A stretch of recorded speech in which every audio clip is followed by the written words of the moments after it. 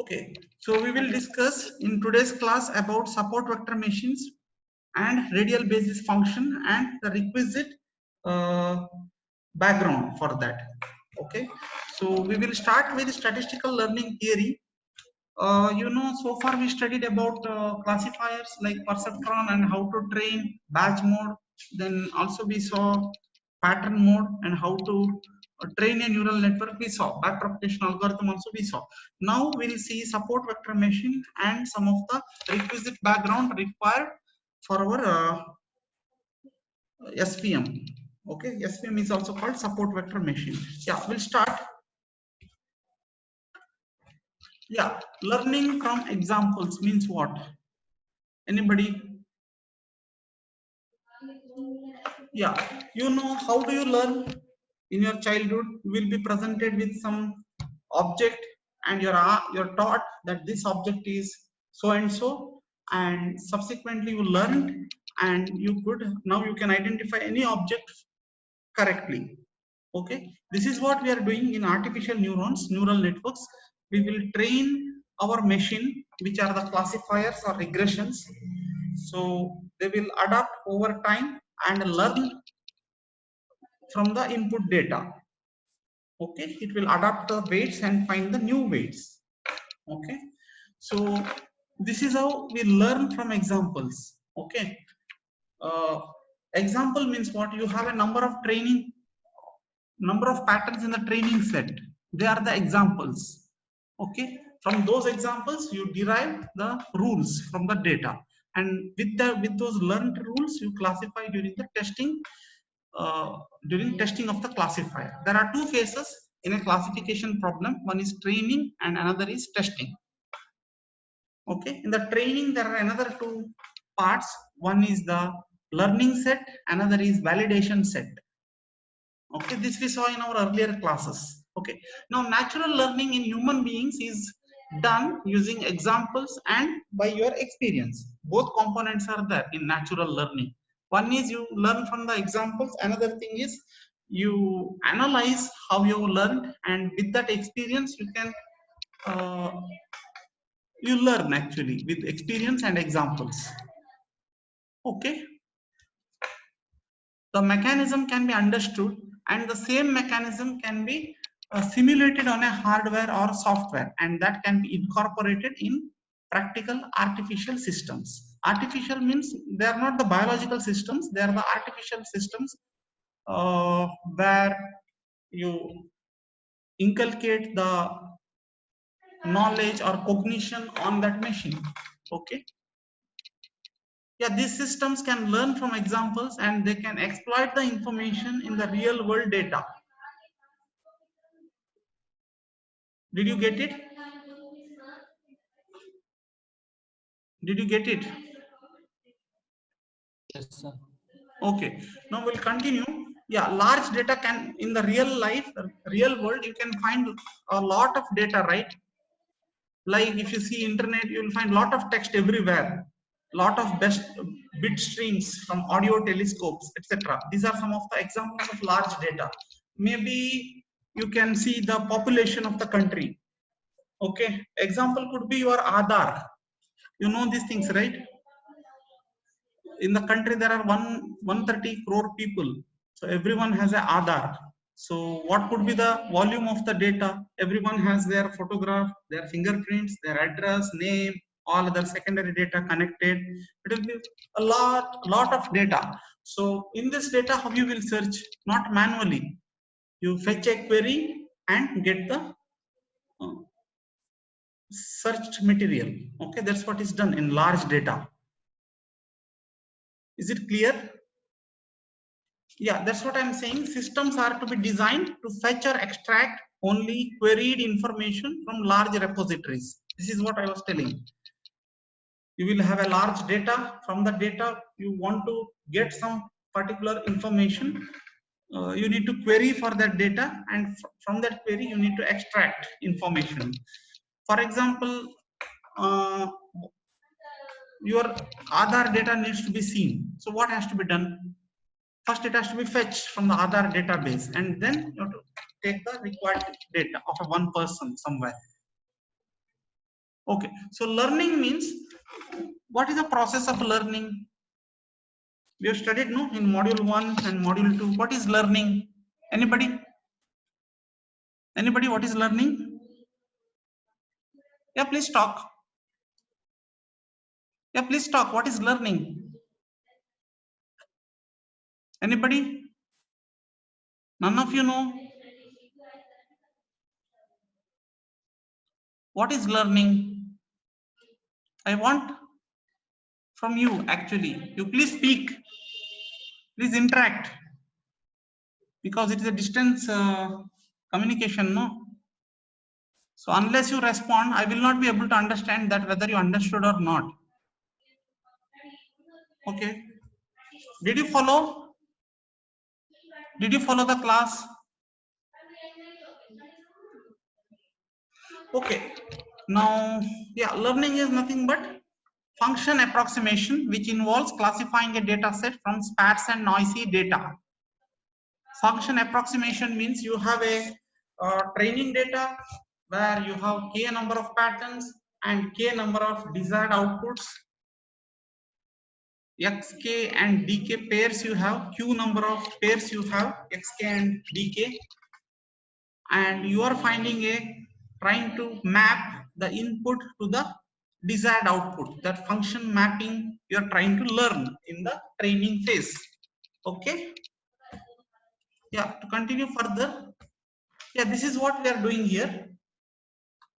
In supervised learning, you have q number of patterns in the training set, and each pattern has a desired output, and such q number of pattern and desired output pairs are found in your training data.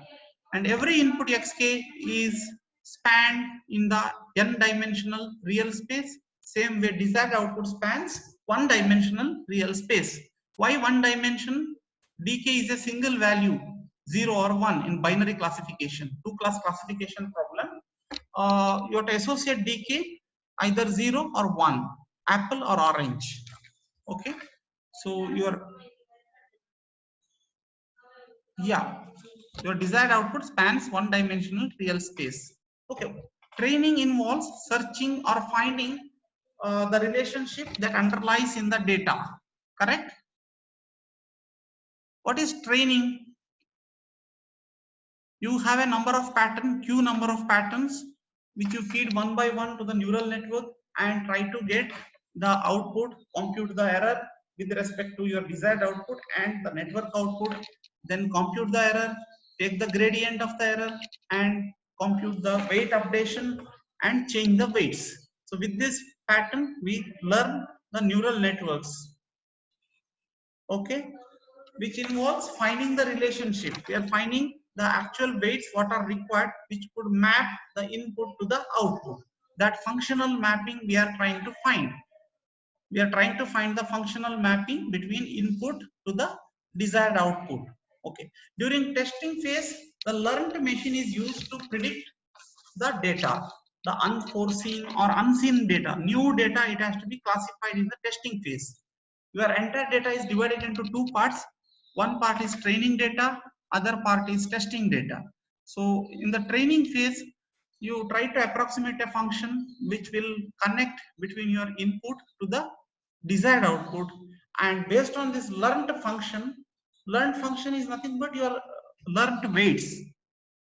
With weights you can connect no function of x of k comma x of k is equal to dk. That what function you are learning, f, that is done during the training phase. And during the testing phase, based on the function whichever you learned in the training phase, you classify the data. Okay, during the testing phase we can write predicted output is nothing but the function of the testing data, which is unseen data. X unseen means it is a new data which is not part of the training data, which is required to classify the data. Is it clear? How you learn? Okay, let us continue. Yeah, here two aspects we'll study. One is generalization, other is overfitting. What is overfitting or what is generalization? Some extent we discussed, no? earlier classes? Earlier classes we discussed some extent generalization as well as overfitting. You are not talking, you are not interacting. I want answer from you. Please interact.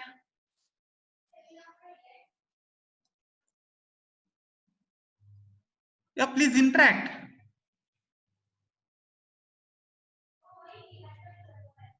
Yeah, just unmute and just talk. One of you can unmute and just you can talk actually.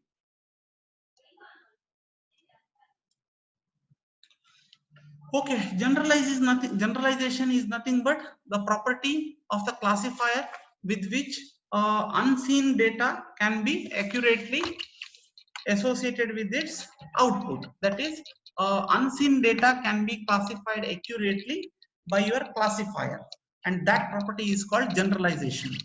Okay, so overfitting means what?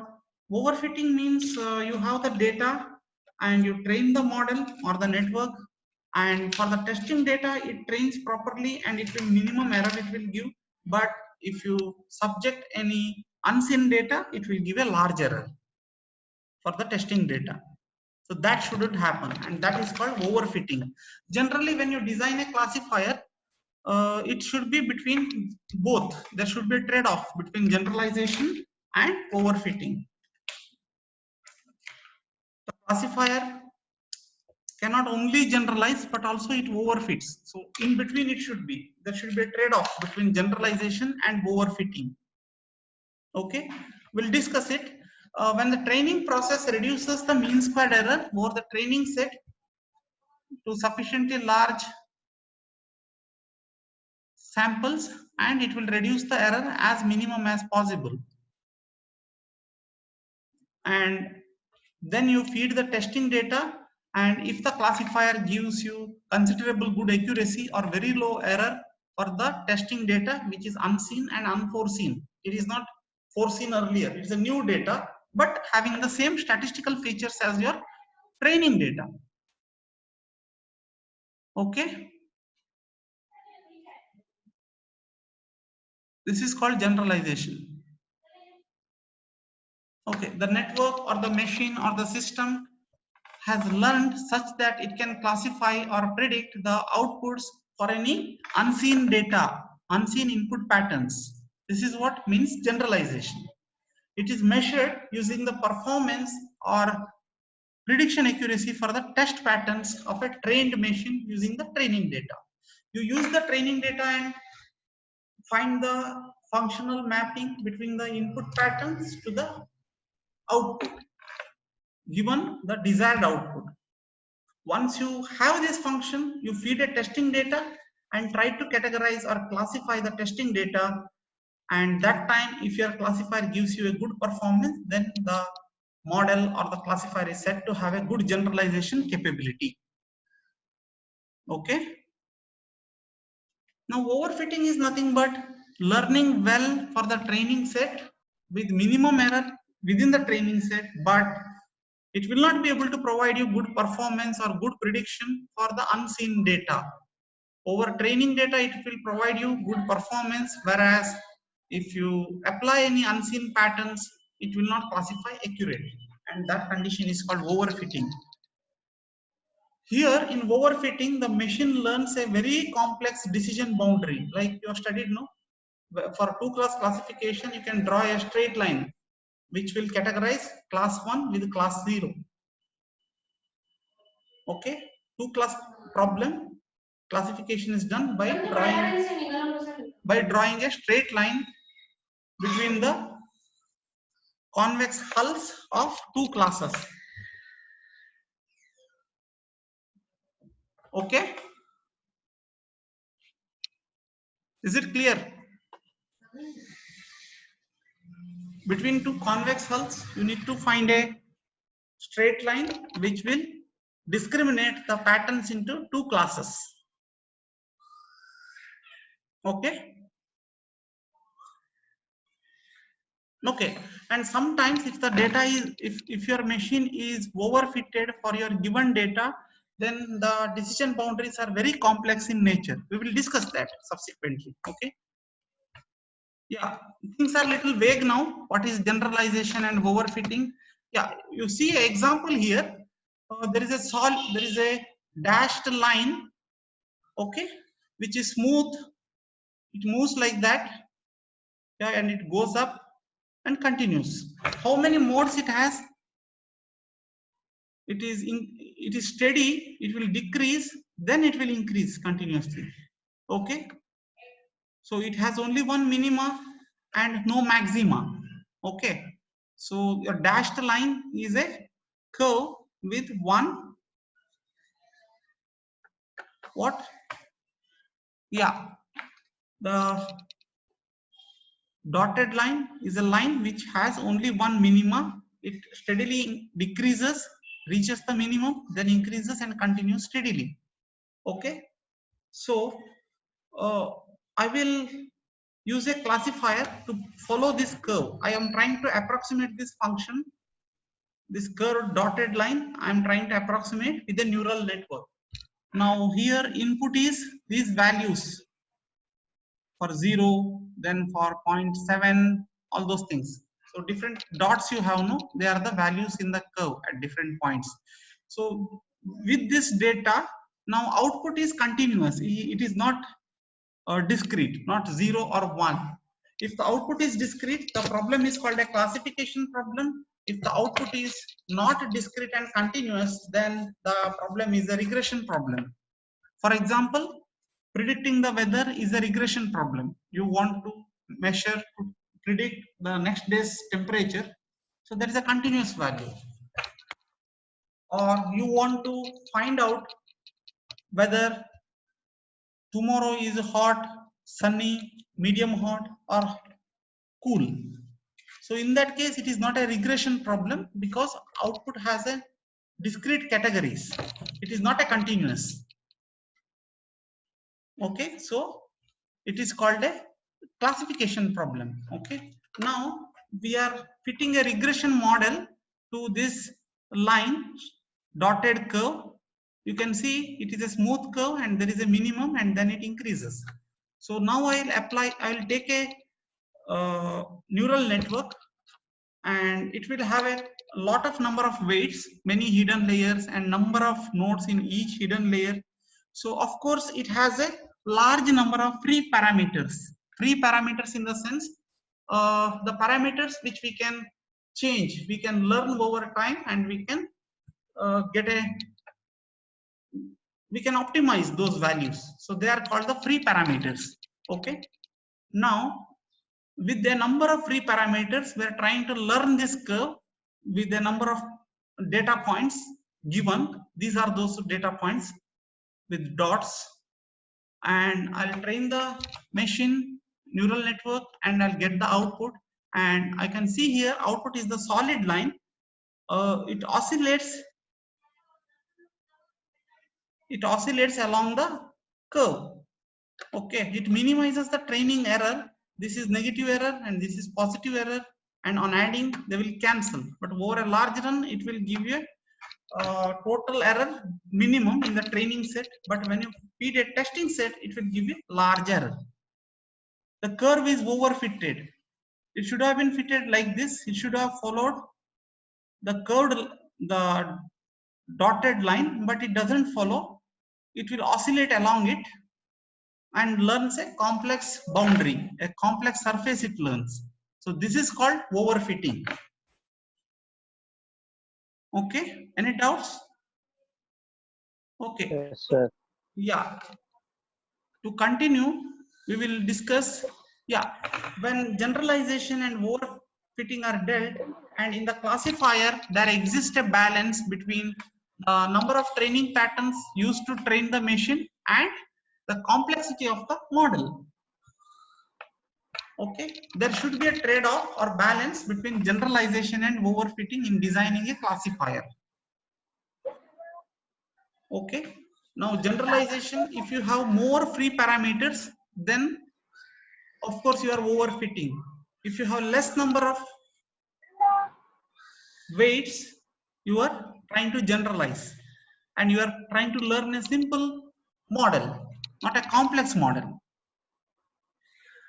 Okay, I will give you a simple example. You are studying this neural network. You have 5 modules, and in each module you have small subjects. So assume that your weights are nothing but your lines in your notebook.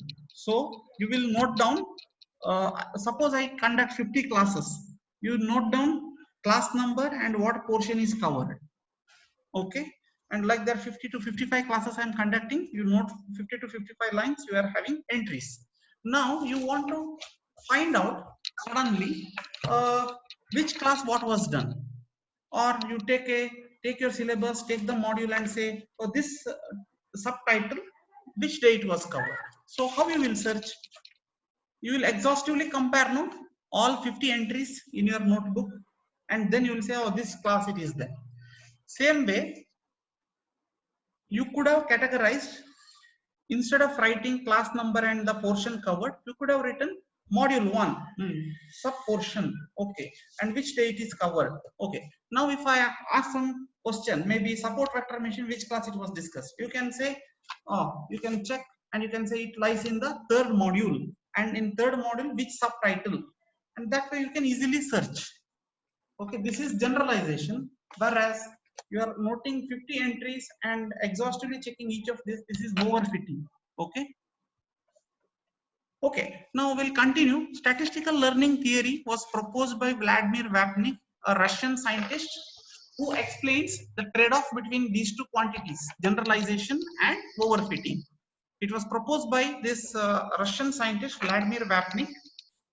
Okay, you can see, yeah, you can see his photograph here, and you can also see some of his interactions, like some people have conducted an interview with him. So he explains a lot of things. You can find that in this link. Just for knowledge, you can just go follow this link and you can read this interview. Full transcript is given. Okay, you can just understand what he means about learning, machine learning, what he means, all those things you can explore actually. And he has written hundreds of research papers, and his H index is very high, 82, and he has 2 lakh citations. He's a very big scientist in the world in machine learning actually. Okay, we'll continue. Yeah, some points I have written, what we have discussed only regarding generalization capability. Okay, we were discussing about Vladimir Vapnik's statistical learning theory. Okay, so learning is a stochastic process. What is meant by stochastic process or stochastic? It is also called probabilistic process or probabilistic process. Stochastic process means probabilistic process only, where a number of random processes are there. On adding all of them, you will get a stochastic process. The thing is, you have a training data, and from the training data you pick patterns from 2 classes or 2 sets of variables. You pick a input xk which can be from any of the 2 classes, but it will span n dimensional real space, and x is your training set, xk is one pattern in the training set, and the dk is the desired output, which belongs to a set called D or pattern labels. D is called pattern labels, and R is the one dimensional real space in which your desired output spans. Okay, so what classifier has to do? It has to derive a relationship between your data pattern xk with the this dk or D. Okay, this is what is done during classifiers. X and X does not map uniquely to an element of D. In the sense, you have 10 patterns, 5 of them from first class, 5 of them from second class. So uniquely mapping means first one of the patterns should match only one entry on or only one entity in the desired output. It is not so. Many number of patterns can be associated with a given class. Correct, no? You have 10 patterns, you have 2 classes. So 5 patterns are chosen are coming from the first class and 5 patterns are derived from the second class. Okay, so 5 patterns belong to one class, given class. It doesn't map uniquely. That's what I'm trying to say. Yeah, and xk, how it is drawn from the input or in the training data set, it is by probability, right? You have a number of objects in a basket and you want to choose one of them. The process is probabilistic. You may choose anything, no, without seeing you pick something, and this is a probabilistic in nature. Okay, xk, a pattern is drawn from the given training set, and that is done with the probability of xk. Probability of xk means what is the probability of choosing a pattern xk such that it belongs to a given class. Okay, the response is observed with the probability dk bar xk. This is a class conditional probability. A given pattern dk is chosen from the input, and which is that, which class it belongs. That is the question. What is the probability that a given pattern xk belongs to class dk? It is a class label, no, desired output dk. This is the meaning. Unknown probability distribution x comma d is fitted, and that is defined on the cross product of two sets. They are the training data set and D, class label data set. So it tries to derive a relationship between your X to the D. That's what it means. Okay, to continue, we can see that a given pattern maps to a given desired response, and that mapping is not unique. Many patterns can associate with a given dk. Many patterns in the training set can map to a given desired output. That's what we mean here. Okay, any doubts? Any doubts in this?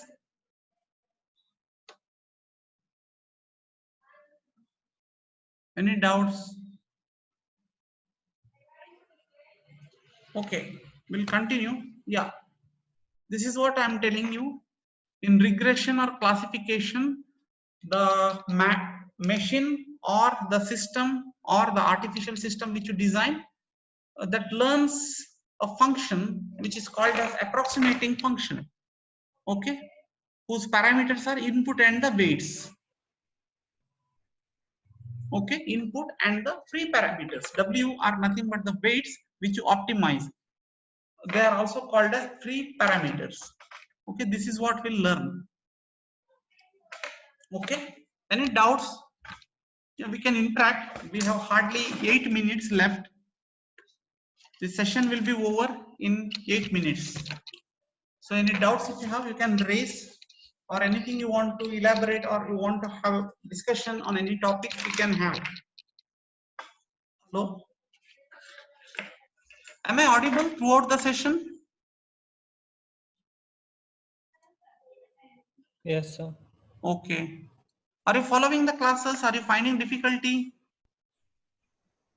Ananteshwar? Yes, You're following, right? following. Am I Yes, fast? No, sir. Okay. Yeah, Akila, you talk.